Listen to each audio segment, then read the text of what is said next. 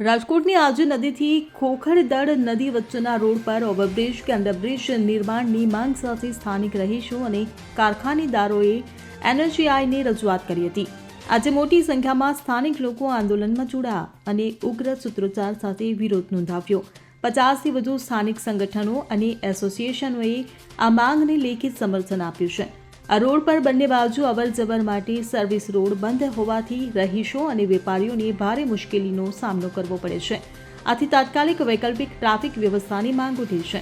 સ્થાનિકોના જણાવ્યા અનુસાર આ રોડ પર ટ્રાફિકની સમસ્યા દિવસે ને દિવસે ગંભીર બની રહી છે, જેના કારણે રોજિંદા જીવન અને વ્યવસાય પર અસર પડી રહી છે। આજે એનએચએઆઈના અધિકારીઓએ સ્થળની મુલાકાત લીધી અને સમસ્યાના નિરાકરણ માટે ખાતરી આપી। સ્થાનિકોએ ચેતવણી આપી છે કે જો તાત્કાલિક પગલાં નહીં લેવાય તો આંદોલન વધુ તીવ્ર બનશે। આ મુદ્દે રાજકોટના રાજકીય અને સામાજિક આગેવાનો પણ સ્થાનિકોના સમર્થનમાં આવ્યા છે। એનએચએઆઈએ આ માંગને ગંભીરતાથી લેવાનું વચન આપ્યું છે, પરંતુ શું આ વચનો ટૂંક સમયમાં પૂર્ણ થશે તે હવે જોવું રહ્યું। Bureau report CN24 news. હવે જુઓ દેશ દુનિયાની તમામ ખબરો તમારી આંગળીના ટેરવે। ઉઠાવો મોબાઈલ અને ગૂગલ પ્લે સ્ટોર પરથી ડાઉનલોડ કરો અમારી CN24 ન્યૂઝ મોબાઈલ એપ।